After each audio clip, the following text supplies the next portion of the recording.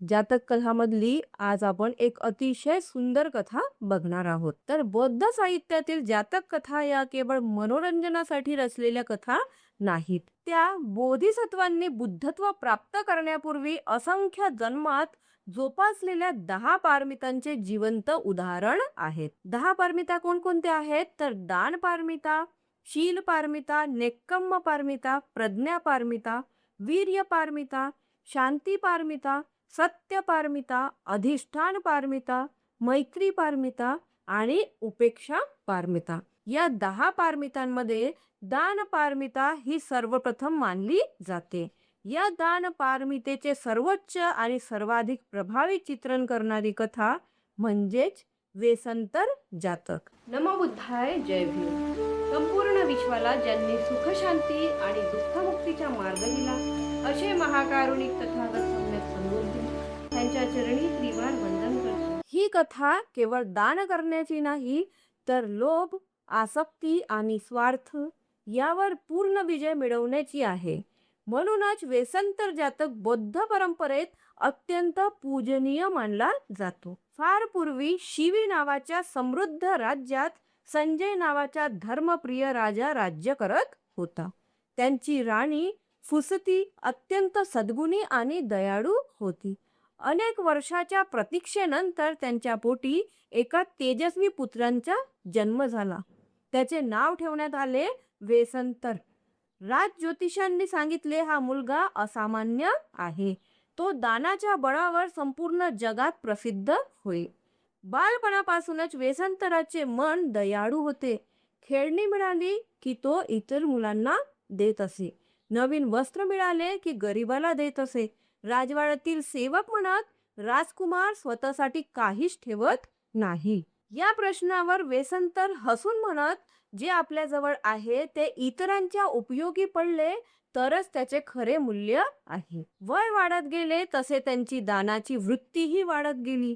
त्यांनी राज्यात 6 भव्य दानशाळा उभारल्या. दररोज हजारो गरिबांना अन्न, वस्त्रे, औषधे आणि धन दिले जाई. कोणताही याचक रिकामा हाताने परत जात नसे. राजा संजय कधी कधी चिंतेने म्हणत, बाळा, दान करणे चांगले आहे, पण राज्याचा खजिना देखील जपला पाहिजे. वेसंतर शांतपणे ह्या प्रश्नांवर उत्तर देत, महाराज, धन साठवले तर संपते, पण दान केले तर पुण्य वाढते. राज्याकडे एक अद्भुत शुभ्र हत्ती होता. लोकांचा विश्वास होता की ज्या राज्यात हा हत्ती असेल तेथे वेळेवर पाऊस पडतो आणि समृद्धी नांदते. ह्याच दरम्यान शेजारच्या कलिंग राज्यात भयंकर दुष्काळ पडला. सगळ्या नद्या आटल्या, शेती करपली, लोक उपाशी मरू लागले. कलिंगच्या राजाने आपल्या मंत्र्यांना विचारले, आपल्या प्रजेचे प्राण कसे वाचवायचे? एका वृद्ध मंत्र्याने सांगितले, शिवी राज्यातील शुभ्र हत्ती मिळाला तर देव प्रसन्न होतील असा लोकांचा विश्वास आहे. राजाने काही ब्राह्मणांना शिवी राज्यात पाठवले. ब्राह्मण वेसंतरासमोर आले.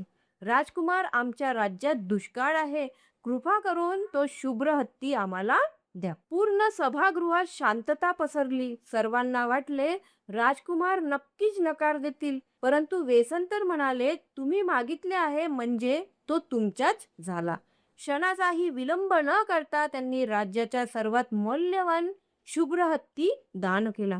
ब्राह्मण आनंदाने तिथून निघून गेले. जेव्हा ही बातमी संपूर्ण राज्यात पसरली तेव्हा सगळे नागरिक संतापले. हा हत्ती आपल्या राज्याच्या समृद्धीचे प्रतीक होता. राजकुमारांनी आमच्याशी विचारपूसही केली नाही. लोकांनी राजवाड्यासमोर निदर्शन केली. राजा संजय फार दुखी झाले. मंत्र्यांनी राजाला सांगितले, महाराज, जर प्रजेचा रोष शांत करायचा असेल तर वेसंतरांना काही काळासाठी वनवास द्यावा लागेल. राजाचे हृदय तुटले, पण राज्यहितासाठी त्यांनी कठोर निर्णय घेतला. राजा म्हणाले, बाळा, मला तुझ्यावर राग नाही, पण प्रजेच्या इच्छेचा आदर करावा लागेल. वेसंतर नम्रपणे म्हणाले, महाराज, राज्याच्या हितासाठी मला वनवास स्वीकारण्यास आनंद आहे. त्यांची पत्नी मद्दी म्हणाली, स्वामी, तुम्ही जिथे जाल तिथे मीही येईल. दोन्ही लहान मुले जाली आणि कन्हाजीना देखील आईवडिलांसोबत जायला निघाले. राजवाड्यातील सर्वजण अश्रूंनी त्यांचा निरोप घेत होते. वेसंतर सुंदर रथात बसून जंगलाकडे निघाले. थोड्याच अंतरावर काही याचक त्यांना भेटले. राजकुमार, आम्हाला तुमचा रथ द्या. क्षणाचाही विलंब न करता त्यांनी रथ दान केला. आता सर्वजण चालू लागली. काही अंतरावर दुसरे याचक भेटले. घोडे द्या. घोडेही दान केले. पुढे आणखी काही गरजू भेटले. त्यांनी उरलेले सामान मागितले. वेसंतरांनी तेही दिले. आता संपूर्ण कुटुंब अनवाणी पायी जंगलाकडे चालत होते. मद्दीच्या चेहऱ्यावर थकवा होता, पण तक्रार नव्हती. ती म्हणाली, दानाने जे हलकेपण मिळते ते कोणत्याही संपत्तीने मिळत नाही. घनदाट जंगलात त्यांनी एक लहानसा आश्रम बांधला. मद्दी रोज जंगलातून फळेमुळे आणत असे. मुले आनंदाने तिथे खेळत असत. वेसंतर ध्यान, करुणा आणि दान भावनेत मग्न राहत. राजवैभव मागे राहिले होते, पण त्यांच्या मनात कोणताही पश्चाताप नव्हता. त्या काळी जुजुक नावाचा एक वृद्ध लोभी ब्राह्मण होता. त्याची पत्नी अमिता त्याच्यावर रागवत असे. ती म्हणाली, माझ्यासाठी काम करणारे नौकर आणा. जुजुकाला कळाले की वेसंतर कोणतीही गोष्ट दान करतात. तो जंगलातील आश्रमात पोहोचला. योगायोगाने त्यावेळी मद्दी फळे आणण्यासाठी जंगलात गेली होती. जुजुक ब्राह्मण आला आणि वेसंतरला मुलांची मागणी घालू लागला. जुजुक म्हणाला, राजकुमार, मला तुमची दोन्ही मुले दान द्या. क्षणभर वातावरण स्तब्ध झाले. जाली आणि कन्हाजीना वडिलांच्या जवळ उभी होती. हे दोन्ही मुले वेसंतर राजाजवळ उभी होती. वेसंतरांच्या डोळ्यात पाणी आले. ते मुलांवर अपरंपार प्रेम करत होते, पण त्यांनी अनेक जन्मापासून केलेला संकल्प त्यांना आठवला. कोणताही याचक रिकामा जाऊ देणार नाही. त्यांनी मन कठोर केले. मुलांच्या डोक्यावर हात ठेवला. बाळांनो, हा माझ्या दानपारमितेचा मार्ग आहे. जाली म्हणाला, बाबा, आम्ही तुमच्या आज्ञेचे पालन करू. कन्हाजीना रडत होती. वेसंतराच्या डोळ्यातून अश्रू वाहत होते, पण त्यांनी मुलांचे दान केले. हा प्रसंग अत्यंत वेदनादायी आहे. या कथेचा उद्देश कुटुंबाचा त्याग करण्याचा उपदेश नसून बोधिसत्वांनी आसक्तीवर मिळवलेल्या विजयाचे प्रतिकात्मक दर्शन घडवणे हा आहे. संध्याकाळी मद्दी परत आली. ती बघते आल्यावर तर संपूर्ण आश्रम रिकामा होता. माझी मुले कुठे आहेत असं बोलून ती रडू लागली. वेसंतरांनी शांतपणे संपूर्ण घटना तिला सांगितली. क्षणभर तिचे हृदय तुटले, पण तिने पतीच्या ध्येयाचा आदर केला. ती म्हणाली, जर हे बुद्धांच्या मार्गासाठी असेल तर मी तुमच्या निर्णयाला विरोध करणार नाही. देवराज शुक्र यांनी वेसंतराच्या दानपारमितेची परीक्षा घेण्याचे ठरवले. ते ब्राह्मणाचे रूप धारण करून आले. राजकुमार, तुमची पत्नी मला दान द्या. वेसंतराने क्षणभरही विलंब केला नाही.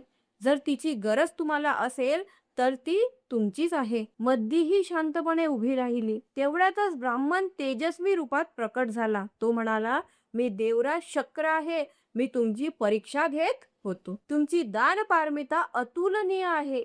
त्यांनी मद्दीला पुन्हा वेसंतराकडे सोपवले. त्याच दरम्यान जुजुक मुलांना घेऊन जात असताना त्यांना अनेक कष्ट सहन करावे लागले.